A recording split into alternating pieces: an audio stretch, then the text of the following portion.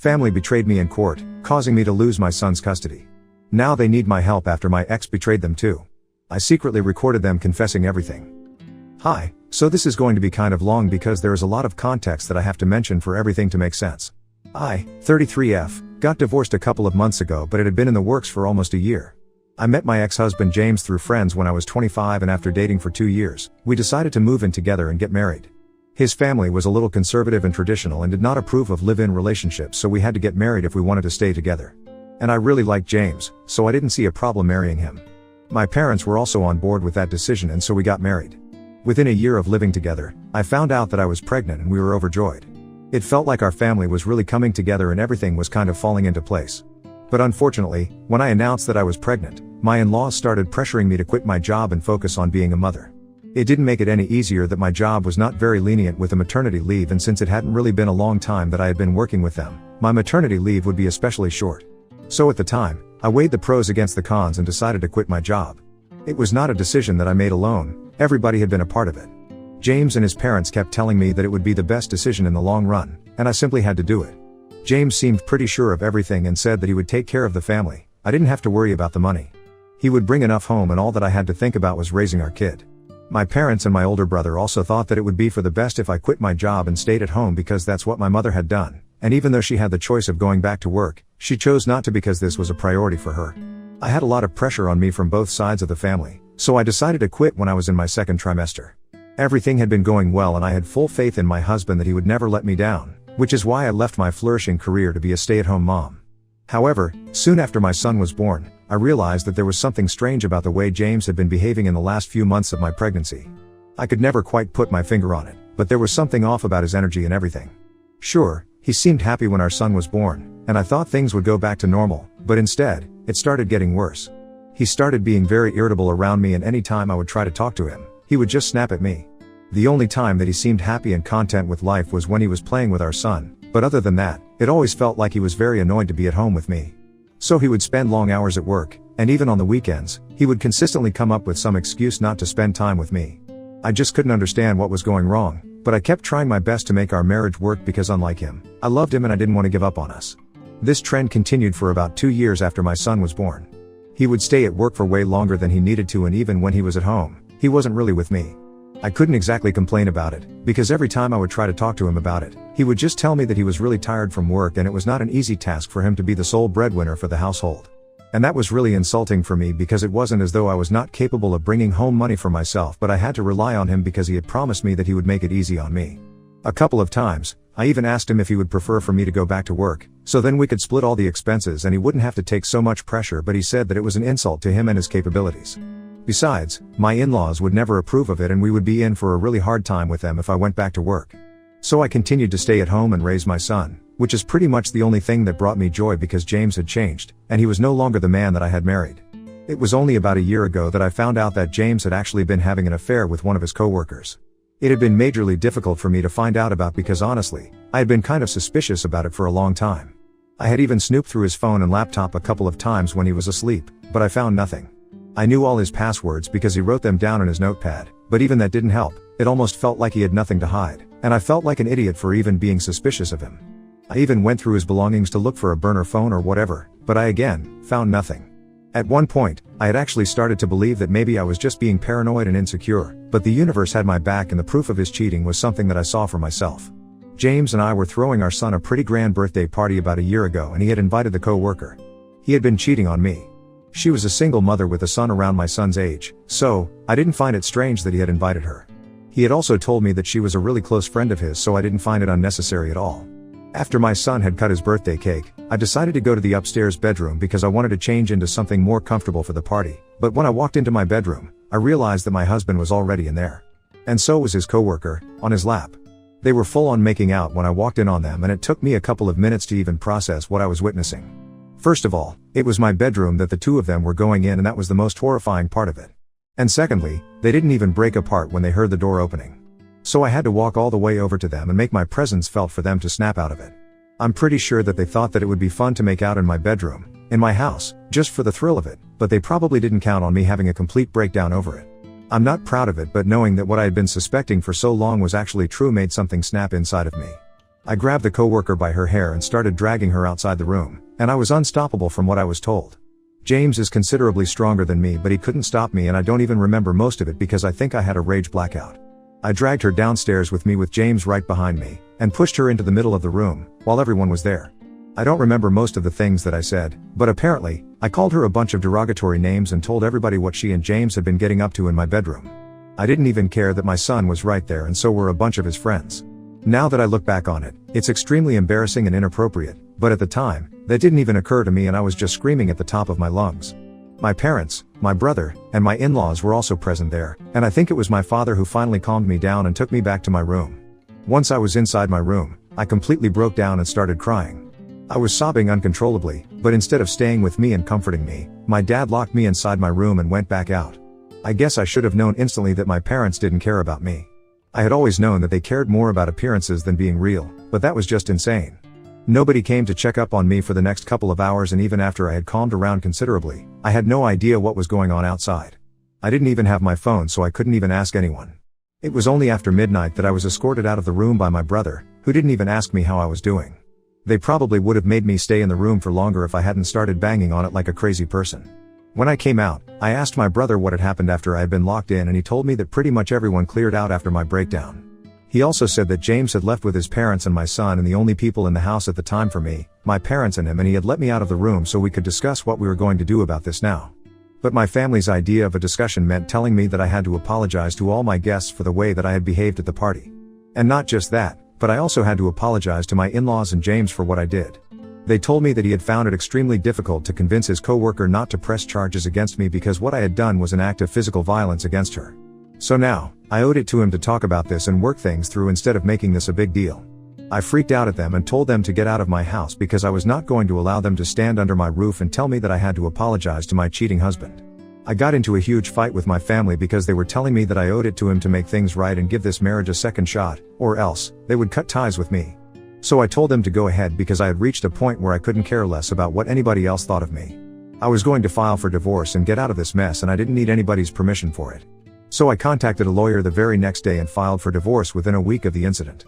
James was served soon after, and he actually had the audacity to be disappointed and shocked. He came back home the day that he was served with the divorce papers and demanded an explanation. I told him that there was no way that I was going to take him back after what he had done and the way he had insulted me. We got into a nasty verbal argument where I said a lot of things to him and called him a lot of names, and he ended up promising me that I would never be able to see my son again. But I didn't realize that he would actually ensure that he lived up to his words. Then, the legal battle began. The divorce proceedings were easier and simpler compared to the custody battle since we had very few joint assets to speak of. The house belonged to me and there was no question about it because I had purchased it with my own money. Everything else was going to be sold and the cost would be split between the two of us. We just had to wait for 6 months due to the waiting period in our state, and after that, once we had come to a settlement, the divorce would come through. The only thing that we couldn't agree upon was the alimony that was due because I had to start from scratch since he had forced me to quit my job and I didn't have enough money of my own.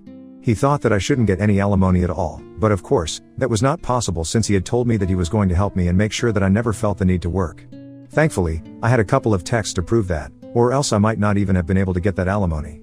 The divorce process was emotionally easier for me to deal with because, in my head, I had already disconnected from James. But the custody battle is what really screwed me up because unfortunately, my parents and my brother decided to stab me in the back for money. My ex-husband and his lawyer were horrible people who started making a case against me for being a terribly careless and psychotic mother to prove that I was not capable enough of handling the task of raising my son on my own, so James and his parents were supposed to have full custody. Now I assumed that my parents and brother had to be bought out by my ex-in-laws because they were seriously loaded and I couldn't think of any other explanation as to why they would turn on me. In fact, I'm pretty sure that they even started sucking up to my in-laws in the first place because of their money. Anyway, James accused me of being incapable and unfit to raise our son and demanded full custody, because apparently, I was a functioning alcoholic with serious anger issues. They made up several incidents where apparently, I had lost my temper and put my son at risk of being hurt. Of course, none of that had ever happened, but they needed something to make me look like the bad guy. I thought that at least some people would be on my side on this, but all my friends decided to take his side on this. And I think a lot of that had to do with my breakdown at my son's birthday party. But the worst betrayal of it all was when my parents and my brother also testified in court against me and claimed that I needed rehab and serious intensive therapy before I was even allowed to be near my son, because I was clearly not in my right state of mind, and that was probably also what had driven James to cheat on me because he was sick of dealing with me. So unfortunately, even though I put up a good fight with my lawyer, I was unable to get custody of my son. The cards were stacked against me and there was very little that I could do to prevent the inevitable. My lawyer and I had been trying our best to put together scraps of evidence to prove that I was a good mother, but eventually, all of it went to waste. The verdict was announced a couple of months ago and that was the last time that I saw my son in person. I did get supervised visiting rights, but James never let me see him anyway, so it's kind of pointless. He is 4 years old now, but he barely even gets to meet me and I'm constantly afraid that he's going to forget about me when he grows up. From what I know from a couple of relatives who are still on my side, my family still gets to see him since they post pictures with my son all the time. James and my son are still living with my in-laws and basically everybody gets to see him but me. I can't imagine something more heartbreaking than that. I had been living solely off of the memories of my son and myself, believing that at least he was taken care of by James. Because I don't think I would have been able to give him a nice life on my salary since I'm just starting out.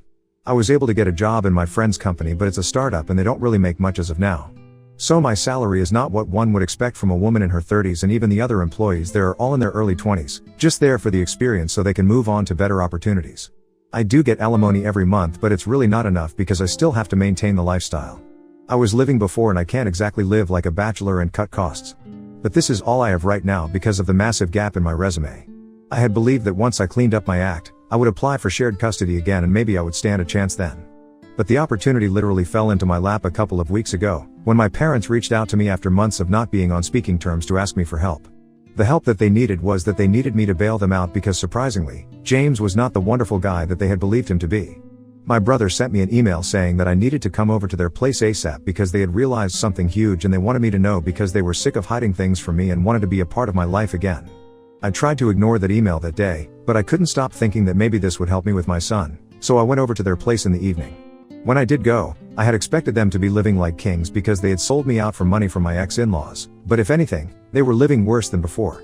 My son was thrilled to see me, though, so that was the cherry on top of a fantastic evening. When I visited my family that day, they literally started begging for forgiveness. As soon as I walked in the door because apparently, they had realized how badly they had screwed up, and there was no going back but still wanted me to forgive them. After the divorce, when they approached my ex-in-laws and James to ask about the money that they had been promised, James told my family that that was not happening anymore. Apparently, it had only been insinuated that they would be compensated handsomely if they turned against me and testified in their favor, but there was nothing in writing to prove it, and if my family tried to backtrack and tell me about all of this then they would just make sure that they never saw my son again. So for the sake of my son, they decided to keep their mouths shut, even though they were not even getting paid for it, like they had been promised. But it got worse because they had been used terribly and not only had they been manipulated to testify against me, but they were also being treated like free babysitters. James would drop our son off at my parents' place every single day and they had to watch him while sacrificing their own time. It was highly inconvenient because even my dad and my brother had jobs to attend to, and my mother couldn't handle all the household work and looking after her grandson all by herself because she was getting old. So either my dad or my brother would have to work from home every day and it was becoming really difficult for them, which is why they had contacted me, to finally put an end to this. Apparently, they wanted to strike a deal with me and said that if I gave them the money that my ex-in-laws promised them, they would take my side this time in court and make sure that I got custody of my son. I was about to suggest this myself but honestly, it was not surprising that they did it. My family had always been very materialistic and even more so now that my dad's business had failed and they were back to working jobs for other people. Obviously, they would want money more than ever now because my dad wanted to retire, but he didn't even have enough money put aside since he had put all his money into the business and it went on to fail. They said that they could concoct some story about how they had been pressured and coerced into testifying against me, so they couldn't be charged with perjury while under oath. But little did know that I didn't actually need help anymore. I had been recording everything that they had said right from the second I stepped foot into the house because I knew that there was something messed up going on and I didn't want to take any risks. So I had everything on record anyway, but nevertheless, I told my family to send me the screenshots, if they had any, to prove that they had been used and lied to. And then, I told them that I would help them out and then left. I had already seen my son and I had more than enough proof to file for custody again. So that's what I did the next day with my lawyer and this time, I was prepared. The custody case is still ongoing but one thing is for sure, I'll be able to prove that none of the things that James had accused me of had been true and my family had been lying about everything all along. I've already played the recording and that has swayed things in my favor considerably. James and his lawyer are literally scrambling for evidence in their favor and I am taking it all in and enjoying the show because this is what they had put me through last time and now, I get to do it to them. It's karma at its finest, and I couldn't be happier about it. The only thing that's been less than ideal. They have been claiming that I have also used them just like James did and that I had no right to record them without their consent and use it against them.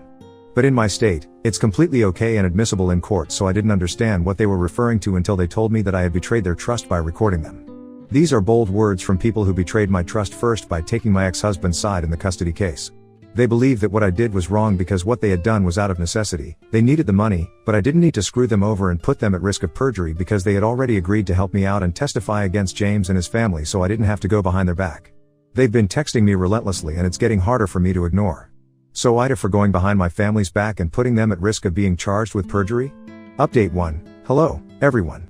The custody case is still ongoing, and James and his lawyer are trying their very hardest to prove that they have been telling the truth because of course, they might be facing charges and that's a felony, so they might get jail time. But that's really not my concern right now, and it shouldn't have been at any point. I don't even know why I was getting worried about my parents when they clearly didn't worry about me when it was my turn. So it's really just tit for tat right now. The comment section opened my eyes to how my parents were extremely entitled. But anyway, I have cut ties with them. All of them can go where they want to. I want my son to be alright and with me.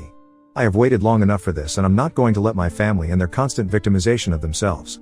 If they can sell me out for money, I don't think it's necessary for me to show any loyalty towards them. I'm done now. Update 2. So, the good news is that I finally got custody of my son. I don't think I've ever felt so happy in my entire life. The other good news is that my in-laws, James, and my family were charged with perjury, and yes, they might go to jail for it. I bet they're regretting everything now.